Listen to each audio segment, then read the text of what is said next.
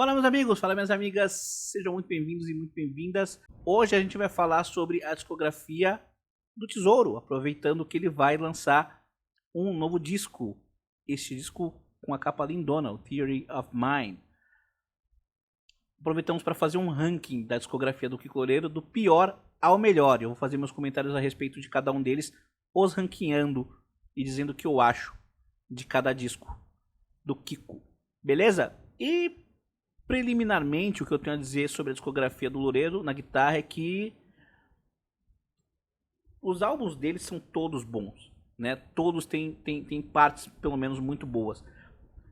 Não são todos os álbuns que eu gosto de forma assim unânime, que eu não desgosto ou não critico uma ou outra parte, uma ou outra música, mas em todos os discos eu aproveito algo, eu tenho algo, eu fico com algo muito bom em cada um dos discos, tá? Então, não é porque um disco vai estar em último lugar que ele é uma porcaria. Aproveita e faz você o seu ranking do pior ao melhor e os seus comentários a respeito de cada um dos discos. Começando, eu trago aqui o Full Blast. E, cara, a primeira vez que eu ouvi esse disco, eu não curti. Talvez porque ele veio na sequência de dois discos que, pra mim, são unânimes, assim. O Full Blast foi lançado em 2009. Por isso eu coloco ele aqui na quinta colocação. Talvez justamente por eu achar tudo da carreira solo do Kiko extremamente perfeito até então. Quando saiu o Full Blast eu torci o nariz pra ele. Mas a verdade é que esse disco tem faixas muito boas. Por exemplo, as três primeiras músicas, Headstrong, Desperado e Cutting Edge, são maravilhosas. Uma trinca muito boa. Se entrega a Corisco, traz muita brasilidade, uma baita música. E o disco fecha com talvez a música mais bonita do Kiko Loureiro, As It Is Infinite. Que assim, é uma música que inclusive eu tirei no violão na época, de tão bonita que eu achei. Mas eu achei um disco inconstante, desnivelado, saca? Músicas como Excuse Me, Whispering, na minha opinião, pro meu gosto, não estão à altura das que eu considero as melhores do disco. Australia, que é um musicão, me parece uma Dilema, parte 2. Dilema, pra quem não sabe, é uma música do No Gravity. Então, apesar de ter os seus momentos e ter momentos realmente muito bons, na minha opinião é o disco mais irregular do Kiko e por isso fica com o quinto lugar neste ranking. Quarto lugar, vamos falar do Sound of Innocence. Sound of Innocence, que é o disco que é lançado logo após o Full Blast, é lançado em 2012. E na época que ele foi anunciado, assim, eu lembro que eu criei um hype, porque quem gravou o disco na bateria foi o Virgil Donati. Então, cara, eu queria muito ouvir o resultado. E é um belo disco, assim, é um belo disco. O trabalho do Virgil Donati é muito bom. Só que a primeira vez que eu escutei Greystone Gateway, que é a segunda faixa do disco, a faixa que o disco abre com uma faixa no violão, curtinha, e depois ele vai para Greystone Gateway. Desde a primeira vez que eu ouvi essa música, eu não curti o timbre cru da guitarra, sabe? Até hoje eu acho que é das piores, se não a pior música de abertura de um disco do Kiko Loureiro. Mas o disco, a partir dessa faixa, compensa. E a partir daí, é tudo muito bom, cara. Na verdade, não tem música ruim, sabe? Nada soa como cópia de outra música do Kiko. Enfim, Mãe d'Água, uma música ótima. Reflective é uma música ótima. Principalmente Twisted Horizon e Perfect Rhyme, que são as músicas que fecham o disco, são maravilhosas, assim, lindíssimas e mostram o talento do Kiko enquanto compositor. Não só enquanto guitarrista, mas enquanto compositor. Terceiro lugar. Meus amigos, este que é o super aclamado disco da carreira do Loureiro, que fez o Kiko ganhar prêmios internacionais, que é o Open Source, lançado em 2020, pra mim, tá em terceiro lugar na discografia. E eu conheço quem ache ele o pior da discografia, tá? Eu discordo. O Open Source é um disco extremamente original. E é um disco que pode demorar pra você passar a curtir ele. Entende? Primeira vez que eu ouvi, eu fiquei, ok, muito bem gravado, soa muito bem mixado, mas, sei lá, não me cativou. E eu tinha a opinião de que era um disco que se pretendia moderno, mas que acabava soando sem sal, chato, sem vida. Com o tempo eu fui começando a gostar dele e hoje eu gosto bastante dele. Gosto bastante desse disco.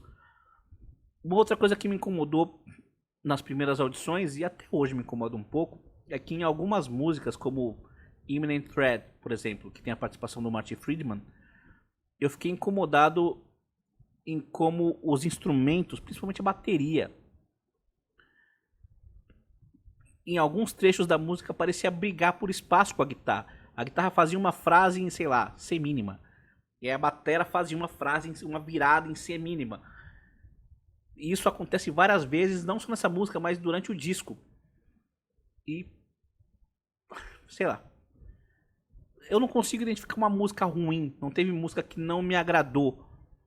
Mas eu acho que do ponto de vista da produção, ele tem alguns exageros. Alguns exageros. É um disco que, na minha opinião, tem muita variedade de timbre. E isso pode ser um problema. Porque ele não aposta em uma identidade sonora. Então é difícil você manter a mesma vibe o disco todo. Ele explora várias sonoridades. Por outro lado, isso mostra um Kiko Loureiro nada preguiçoso e nada acomodado. Não à toa é o disco mais aclamado internacionalmente do Kiko Loureiro. Os destaques para mim são faixas como Liquid Times, que é a faixa que tem a participação do Matheus Asato. Sertão eu acho fantástica. Minha preferida do disco é a faixa Black Eyes.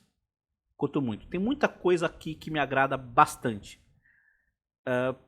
O Kiko em 94 era um ET, uma das maiores aberrações da guitarra mundial. Em 2020, com o Open Source, o Kiko mostrou que ele ainda era um cara fora da curva, sabe?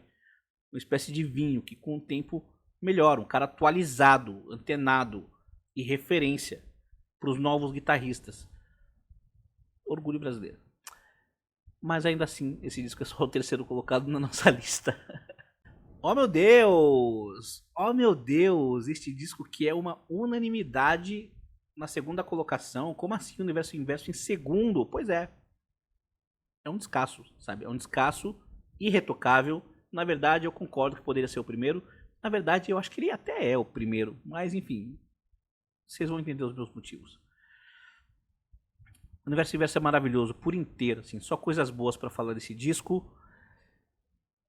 É o segundo disco da carreira do Kiko Loureiro. É um disco, assim, muito corajoso, porque ele tinha lançado o No Gravity, e aí quando ele lança o Universo Inverso em 2006, ele sai totalmente da fórmula, né? Ele aposta um negócio totalmente diferente. E palmas pro Kiko por fazer isso. Teve muita coragem. E funcionou.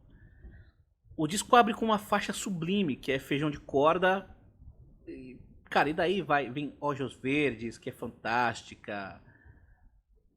A introdução de Olhos Verdes é maravilhosa, assim como a música, assim como o disco. Na verdade, o disco todo é fora da curva. É um disco à frente do seu tempo. Comentem aí. É um disco que traz toda a riqueza da música latino-americana, não só da guitarra latino-americana, mas da música, dos ritmos, das percussões, dos instrumentos de música latino-americanos. A primeira música que eu ouvi desse disco foi Caminho a Casa e eu amei de primeira, assim. É um disco que eu amo de paixão, de uma musicalidade absolutamente diferenciada para qualquer que seja o seu nível, sabe? Não tem como você não respeitar isso musicalmente. Tudo aqui é perfeito, segundo lugar e podia ser primeiro. Mas não é. Não é o primeiro por causa desse disco. E por mais que existam os críticos musicais, por mais que exista a arte, existe um negócio chamado coraçãozinho do adolescentinho. E este disco, ele foi lançado lá em 2005, quando o jovem Manu, ele tinha 16 aninhos. E o coração do jovem Manu, quando esse disco foi lançado, meus amigos, palpitou. Palpitou. Cara, que disco espetacular, mano. Que disco espetacular.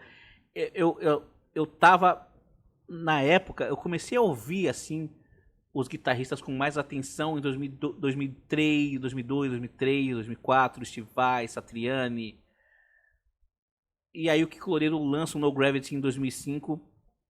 E eu confesso que este disco, eu ouvi mais esse disco do que eu ouvi qualquer disco do Steve Vai e do Satriani, sabe? Talvez eu só tenha escutado tanto, talvez mais do que esse disco, o The Extremist do Satriani, porque é o disco que tem a Summer Song. E eu queria muito aprender ela, daí eu comprei o disco e, cara, ouvi até furar, até quebrar o disco. Mas o No Gravity é um outro disco que eu ouvi até não poder mais, meus amigos. Ouvi demais, sabe? É um disco maravilhoso do começo ao fim. Abre com a faixa avassaladora, que é Enfermo. E tem um trampo. O Mike Terrana, que grava a bateria nesse disco, o trabalho de bateria desse disco é fenomenal. Endangered Species é uma música metal pra caramba. Escaping é um clássico. No Gravity é linda. Pau de Arara traz toda a brasilidade do Kiko, mas é uma faixa bem angrística ao mesmo tempo. Soa mais ou menos como Caça o Caçador. Force de Lame, Tap Into My Dark Tranquility, Moment of Truth, Beautiful Language, que é uma música no violão, na Gentle Way.